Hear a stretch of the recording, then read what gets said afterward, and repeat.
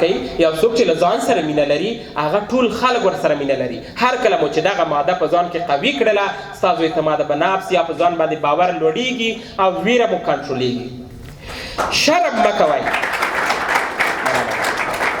شرم مه کوئ. هغه څه چې تاسو یې لرئ، سپین ږیری پلار، زړه مور، زوړ کور، زوړ موټر، هر څه چې لرئ شرم پې مه کوئ. هر کله مو چې دغه حس پیدا که چې څه مو درلودل په هغه باندې مو شکر وباسته، شرم مو پې ونه که، د کمۍ احساس مو ونه که.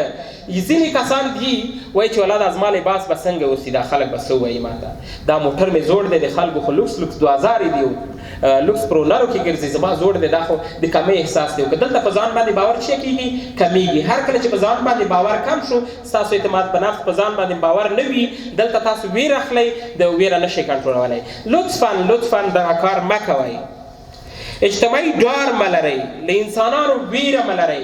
لکه مخکې هم په لومړیو کې مې په خپلو خبرو کې ویلې چې اجتماعي ډار مه کوئ. ټولنه کې راڅرګند شئ، له خلکو ویره مه لرئ. مه وایئ چې ته ودرې دا خلک به څه وایي، ته ودرېږه چې ځکه خبرې وکړم خلک به راپسې وخاندي، ځکه خبرې وکړم خلک به راپسې بد ووایي، بد به ښکاره شم، بد به معرفي شم. نه خیر، ټولنه کې راڅرګند شئ، اجتماعي ډار مه لرئ، مخ ته لاړ شئ. په دې کې ستاسو په ځان باندې باور لوړیږي او ویره مو کنټرولېږي. د نورو قضاوت ته مه په تمه کېږئ. پرېږدئ چې دا خلک به څه وایي. موږ اکثریت افغانان دا خبره لرو، ته ودرېږه چې دا خلک څه وایي، که داسې کار وکړم دا خلک به څه وایي. شته که نه؟ شته. اکثریت وایي چې دا خلک به څه وایي، که دغه کالي دغه رنګ کالي زه واچوم دا خلک. نه خیر، دا کار مه کوئ. د خلکو په قصه کې مه کېږئ، د خلکو قضاوت ته مه په تمه کېږئ. هېڅ کله هېڅوک ستاسو په اړه مثبت، ډېر کم خلک پیدا کېږي چې مثبت نظر ورکړي. هېڅوک ستاسو په اړه مثبت نظر نه لري، نه غواړي چې تاسو ډېر تقدیر کړي یا تاسو تشویق کړي مختصر لاړ شئ. د خلکو قضاوت ته مه په تمه کېږي. هر کله چې دغه ماده مو په ځان کې قوي کړله، ستاسو په ځان باور لوړیږي او ویره مو کنټرولېږي. احساساتي پرېکړه مه کوئ. لطفا هر کله چې تاسو احساساتي پرېکړه وکړئ، هر مدیر، هر رهبر چې احساساتي پرېکړه کړې وي، احساساتي برخورد کړی وي، هغه ناکام دی، هغه په هر ډګر کې ناکامیږي. احساساتي پرېکړه هیڅ کله مه کوئ.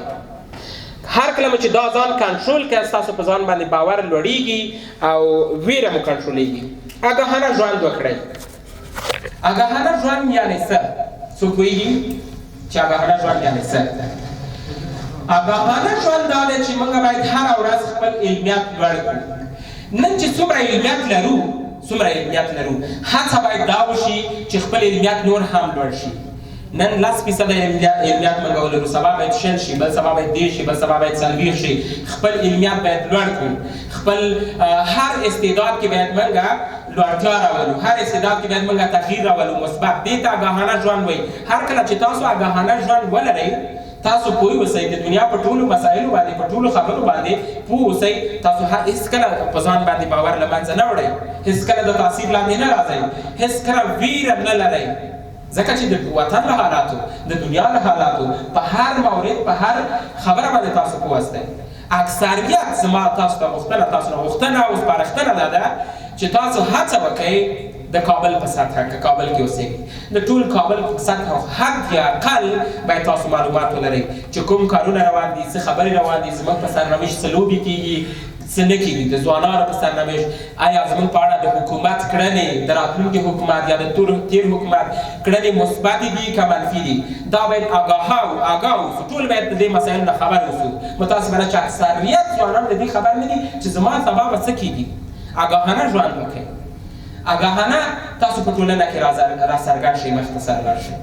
دا د دې لامل کېږي چې تاسو اعتماد په نفس مو په ځان لوړ شي او ویره شکل کنټرول کړئ. بالخصوص د ټول افغانستان په سطحه باید معلومات ولرئ، د ټولې نړۍ په سطحه باید معلومات ولرئ. یو ښه ژورنالیست، یو ښه ویان، یو ښه ویناوال، یو فعاله ځوان چې تاسو ټول یاستئ، تاسو ټول ویناوال یاستئ، تاسو په بخښنې سره تاسو ټول ویناوال یاستئ، دې مسلک سره مینه لرئ، باید حد اقل د نړۍ په سطحه معلومات ولرئ. آګاهانه ژوند همدې ته وایي. چا پسې ځان مه تړئ، هغه که مالي وي، هغه که فکري وي، هغه که ځاني وي.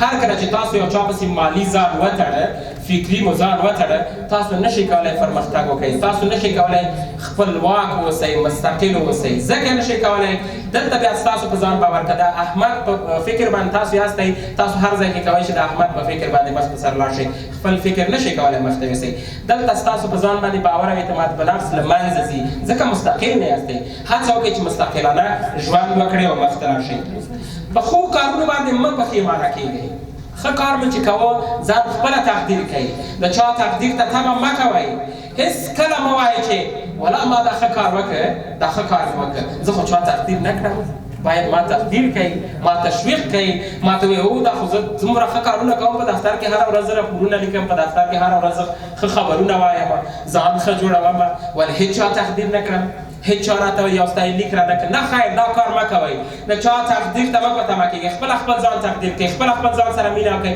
مخ ته لاړ شئ نور که څه نه اوسي ښه کار مو چې وکړه لاړ شئ یو ښه